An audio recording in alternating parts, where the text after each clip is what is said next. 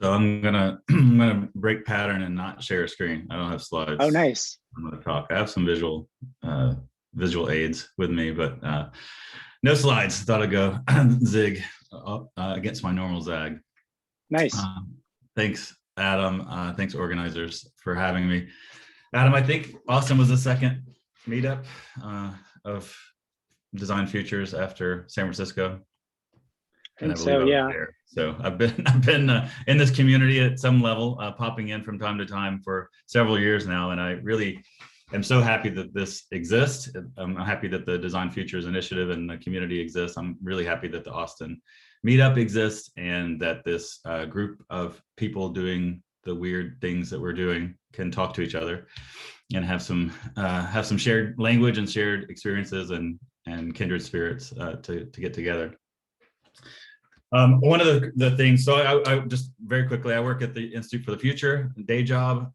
It's a nonprofit research group out of Palo Alto. I live here in Austin. I also teach. I've been teaching for the last 10 years at the California College of Arts in their Design Strategy MBA program. And I also teach at UT, which it's in the couple programs, teach Design Futures in the Center for Integrated Design. And then also Tamie and I have completed last fall a course, a studio course for the new Design and Health Master's program.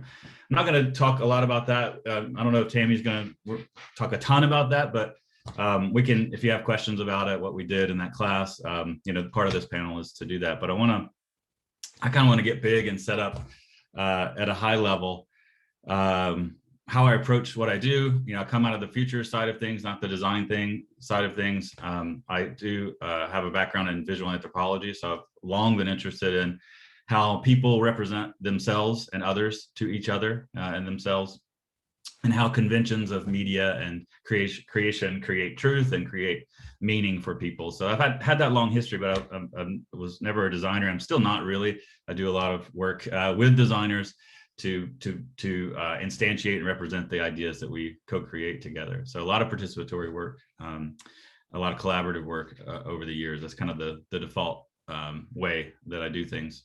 So, have to, as a futurist, you have to describe what you do a lot. As a design futurist, even more so to a degree. So I'm always trying to figure out what's the most efficient, like best, powerful way to talk about what I do and why I do what I do. And it kind of depends on the mood or the day. Sometimes I describe it different ways, but really, why? Let's go for the why. Why do we do what we do? And the two words that rise to the top for me are desperation and love. So desperation, why, as a futurist, why are we desperate? Because people, this field, future studies, in some form, has been around probably since World War II, since humans, were able to destroy themselves. So we had an existential risk that civilization was facing, and I think future studies developed in a way as a response to that power. And so the field has been around for a long time, but yet we seem to be living in futures that we don't always want. And we don't know if we're heading for a cliff with environmental disaster or economic injustice. So a lot of great foresight has been ignored over the years, and people have gotten it right. Even though that's not our metric of success, whether we absolutely get it a perfect prediction, that's not what we're trying to do. But we've often been, as a field and as humans, really, we've seen what we can do. We've seen what can happen. We think about consequences. We just don't really act on it as well. So the desperation comes out of, how do we get people to care? How do we make them pay attention? How do we make someone make a better decision? How do we make the future matter to the present? And so from the future side of things, writing white papers, giving presentations, being in boardrooms, great. Maybe you have an impact. But if my argument is true, we aren't having the kind of impact that we had hoped or want to have. So Design Futures is a way to connect. It's a way to touch somebody, to touch their heart, to make them have an emotional connection, to make them feel what the future is like. It's hard enough to make it thinkable. Maybe we go through a different vector. Maybe we help them feel the future a little bit, and then we can talk about all the details and the trends and trajectories and stats and all of those things. So I think if you have both of those things, you have a chance. If you have just the intellectual part, I think people can push it off with the urgencies of the things that are around them. So what we try to do is to use media, use design, use performance, use experiential futures, provocation. All of these things is really trying to connect, to create a reaction, to create an emotional reaction, to get someone's attention, and hopefully help them bridge two different possible futures so that they can steer toward a better future. So that's the desperation side. So by any means necessary, and we found that these means are very effective, or at least more effective in some cases. The other part is love, and love is really about wanting a better future. I mean, I don't mind getting sappy for a minute, but it's a yearning for something better. Why do we do what we do? Because we want to see a better world come out. We want to see the bad parts of our world go away. We have a love or yearning for the future, for people to come. We care about those people, even though we may never meet them. We care about being good ancestors, to leave a legacy. So love is a big part of this as well. And it shouldn't be forgotten in all of the work about, what a cool design, or, who did you work with, or whatever. All of this is really a desperate plea to think about the future and a love for something that might be better in the future. Okay, so a lot of just that kind of why at least for me, why I've gotten into it and why I stay in it, and I love seeing the community build up around it. From a futures point of view, just to give you a sense of how we think about futures design, a lot of this work I'm going to preface was done with my friend and colleague Stuart Candy. So these ideas we've developed over about 15 years of doing futures design, experiential futures we often call it, and very hard won lessons from doing it right, from doing it wrong, from doing it in a thousand different contexts. But we've learned, hopefully we've learned over the years, some of the ways to think about it. We've been able to put our kind of pattern language that we had into some form that people could understand, and to teach it. And so I'm going to give you the basic way we think about it. Many of you may know this, but I think it's useful to look at it. It's how we drill down. So everything for us is about the world. It's about the experience. It's about interfacing with possible futures. And so when we think about designing artifacts or designing experiences, I get to do my whiteboard thing here. And I don't know if you're going to see this perfectly, but right. So we start with a big circle, the subject, the future of planet Earth in 2050, the future of chocolate making, in Mexico, right? The subject is the high level topic. What are we looking at? What's the context of what we're trying to do? So in the futures field, we have hundreds of methods to really understand that, look at the trends, what's going on. So that's where we start. That's the big picture. Within that space, there's a smaller subset of the subject of anything that could be possible for the future of chocolate in Mexico in 2050 into a set of scenarios, stories about the future. And so we often do multiple scenarios, but for the purposes of design futures, we'll take that, we'll drill down even more. So we have a scenario. We have one possible future where chocolate in Mexico completely collapses because of pest infestations and lack of water and expense, whatever the things that get you there. So that's the story, the scenario. And then within a scenario, we want to create a moment, an interface, a scene. This is where we go through the experiential threshold and we start to feel what it's like. What is that? I'm talking about this at an abstract level. Well, now I want to feel it. I want to see what it's like. So we could stage a scene as a chocolate farmer being laid off. Or we could stage a scene of going into a convenience store and there's no chocolate left, or there's no Mexican chocolate, or whatever we want to do. So that's the interface. What are we going to do? What is the place we're going to be, where the window into that scenario? And so then finally, the smallest circle, but sometimes the most stuff, is the stuff. Do I need to fill out that whole convenience store with other products? Do I need to make all of them future oriented? Do I need to create the Spanish language walking pink slip for the farmer who's now just laid off? All of those artifacts. So that's where the artifacts from the future come in, and that's what people often see. That's the interface. That's the moment. But that's really just a condensing of all of these narrative pieces that go in: the research, the storytelling, the creativity of where you're going to have a scene, what's going to be impactful, all of those judgments that you make all the way down, and then you create the stuff. And that's, like I said, that's kind of the stuff that gets on a screen or in a presentation. But those things are really just invitations into having a deeper conversation. So if you take a few things, so this is a campaign button for a design and gaming firm that's running for governor of Hawaii in 2050. And as corporations, we did this before Citizens United, but as corporations or legal persons, in this particular future, they could run for office as corporations. So we staged a debate between two candidates through the narrative of that. So this is the artifact, right? It's here, but that scene, okay, that's a debate that's happening in a scenario of continued corporate growth and capitalism, and corporations gain even more power in that future, and then a subject of Hawaii in 2050. So that's how we nest everything. So everything is sort of jammed in narratively into something like this. And we had, you know, dozens of artifacts, and together they tell a story. So if you think about yourself as an archaeologist, what is the world that has to exist for this thing to exist, right? Okay, now I can suss that out. So that's our portal, that's our entry point. One more artifact. Well, I'll show you a couple others. This is the high-tech future. This is gum that you chew, and it when you re-chew it, it gives you it recalls all the memories you have at that moment. We kind of hand wave through some of the biological mechanisms sometimes. This is a high-tech transformation world. Or cancer scrubbing cigarettes, or a ration card in a kind of constrained world. You can only have so many transportation units and food units and things like that. So each one of these is embedded. Yes, it's a thing, but it has embedded. It's a prop that exists to expose a world that's beyond that, and for you to interface with that and do something active with it too, right? You're helping to create that narrative as well. And the last one, and I'll end. This is one of my favorites because I called what we do an invitation to have a better conversation about the future. This is an actual invitation for another project Stuart and I did in Hawaii. So in this constrained future, Hawaii is separated from the mainland US, it's independent, and you can only come if you're invited by somebody who lives there.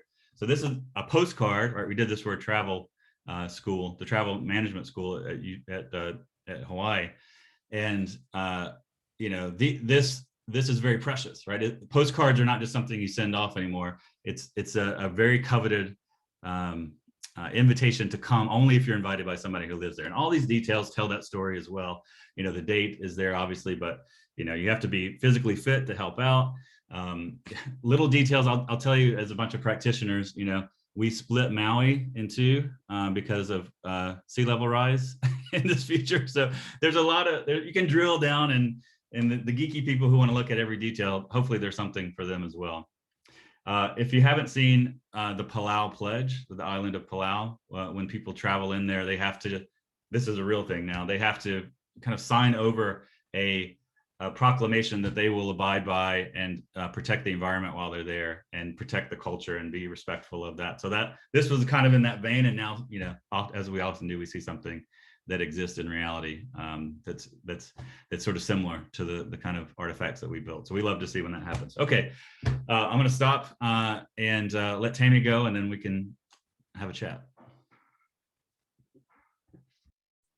All right, thank you, Jake. I do have slides, so I'm going to share those. And no judgment from me. No judgment. No judgment. Thank you for that. I appreciate it. Let's see here. Okay, hold on just a moment. See, this is the trouble with slides, right? Is they do this.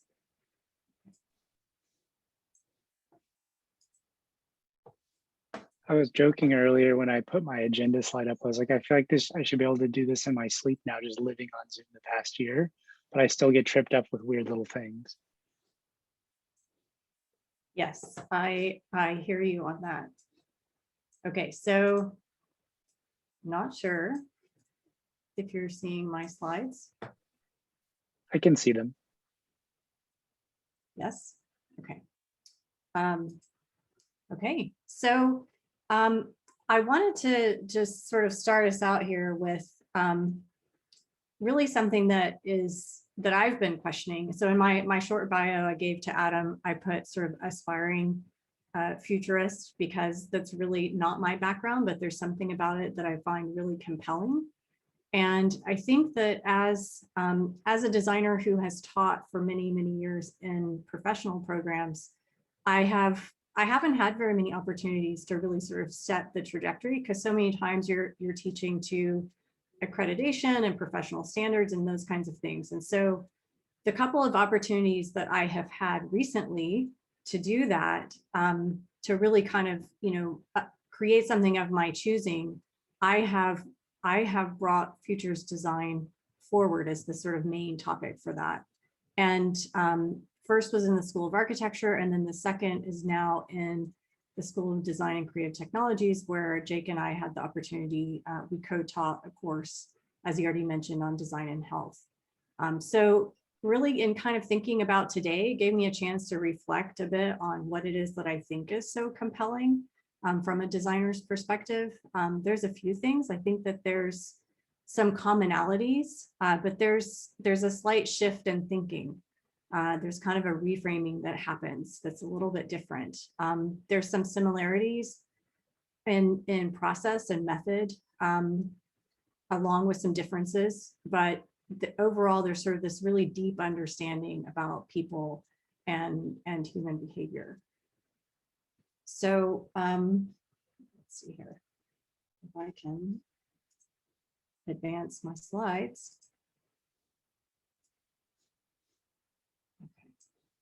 Okay. They are not moving forward. There we go. I want to make sure I have the chat open so I can see if there are any thoughts there. So okay. It keeps telling me my screen share is paused. So I'm not sure if that's the case or not. Are you seeing the map? No, sometimes if you are sharing on two different screens or two different views, it won't capture it. Okay.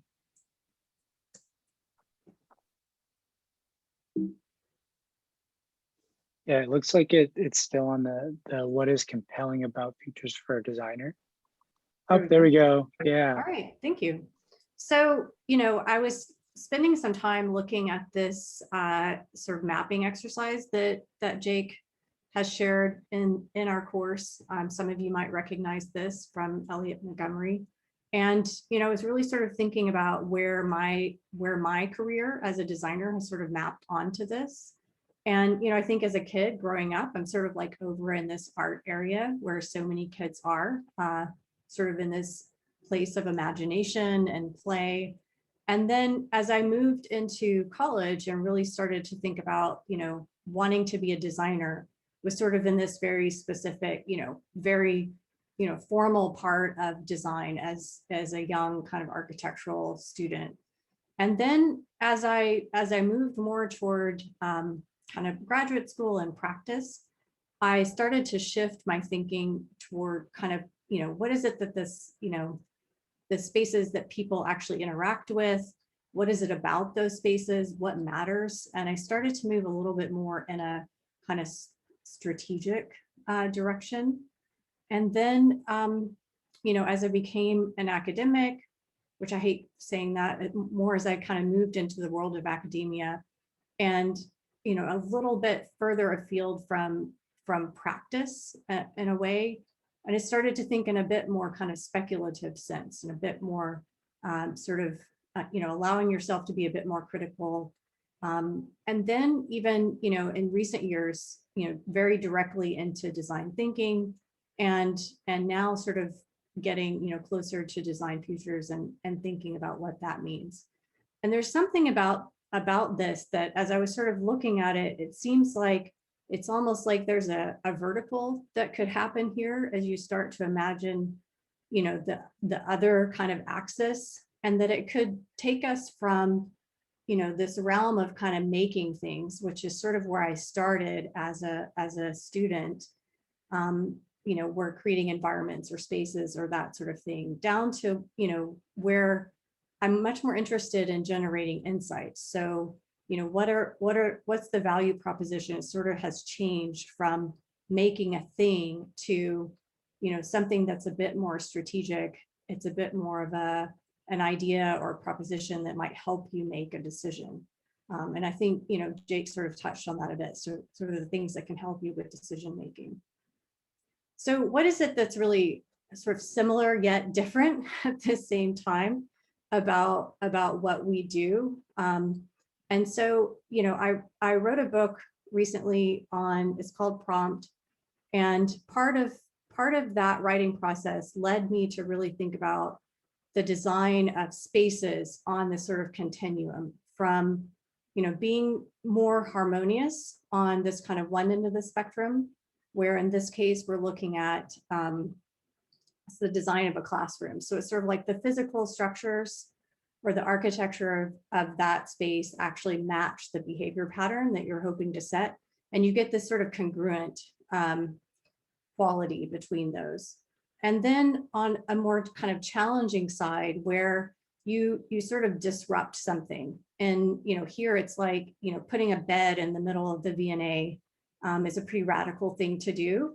And you actually have to, you use sort of social learning theory where you have to actually look at what other people are doing to figure out what sort of behavior is okay, because it is beyond what you have possibly encountered in the past. You have to actually sort of learn and mirror other people's behavior. And so, I think that there's something about that challenging provocation side where experiential futures lives pretty happily. And, some of you might recognize this project here, Plastic Sentry, that Jake and some of his colleagues worked on. That's really about sort of a thought installation, a piece really speaking to, pollution, but it's done in a very imaginative way that really creates that kind of emotional response that helps you sort of think about a new reality. And so, I think that's pretty fascinating. It's so often designers are living on that more harmonious end, but it's the provocative end that I think a lot of designers would like to sort of be a part of designing more often. But at the same time, I think there's something about experiential futures that lives in a more kind of banal place at the same time. So I'll give you a moment just to read this quote here.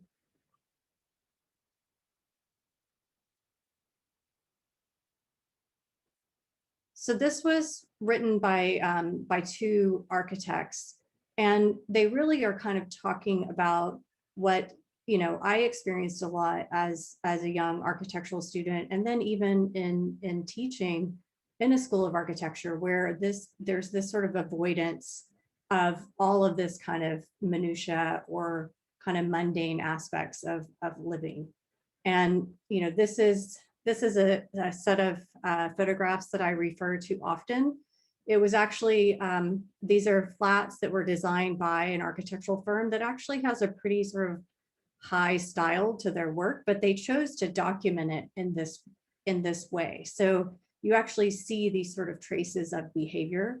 And it's so often that designers are trying to kind of like strip that part away about their design. They're not quite willing to kind of embrace those components. But I think that if we're talking about experiential futures and the way that Jake has sort of taught it to our students and has practiced for a number of years, this is his project Mayor's Office 2016 or 2061, right? I got my numbers inverse there. And so, I think what is really the sort of connective tissue here is that it actually is really embracing those sort of banal aspects, but doing it in a very provocative way to really get you to think. So there's, a desk on a pulley that can rise up in case it floods. And there's, a newspaper that has, a very sort of provocative futures headline. So there are these things that you actually, the design is embedded in that realm. So, if we think about, yeah, thank you for clearing that up, Jake. So, we have these actual kind of traces of behavior. that Wigglesworth and Jeremy Till actually show quite well in this sketch or set of sketches. And then, I wanted to sort of say in closing here, there's this relationship that I keep trying to understand, and I'm sure I'll continue to be a student of this myself, is that there is, this is sort of often where interior designers or designers who are looking at spatial environments, they observe behavior that's happened or that's happening or has happened. So the observation sort of happens at this other end, where they then use that to inform something, it's anticipation of a behavior that they use to design, a space in the present that's the stage that shapes future interactions. So the design sort of happens opposite from where it happens in experiential futures. So in experiential futures, as I understand it, is that there's this observation of intentions in the past and the present, and then those begin to inform and sort of anticipate future possible behaviors. And so the design actually kind of happens in reverse from what it does in sort of spatial design in a way. And so, these are just my kind of musings on the topic, and lots more where that came from, but I'll stop, and I know we want to have a little time to chat. So. Well, thank you very much. Let me see if I can.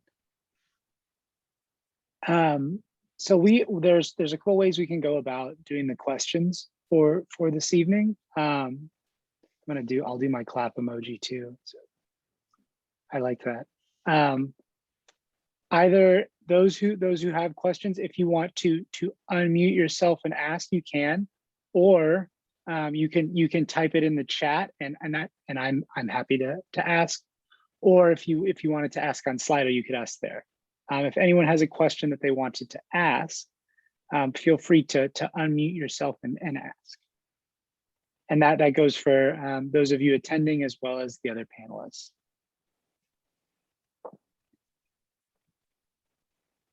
For those who, yeah, Lacey I think has a hand up. Lacey's got a hand, yeah. Thank you for that. I didn't want to jump in, and I'm anti-camera. Apologies. Totally okay. The hand was hard to see on that background, so we were sharp-eyed to see it.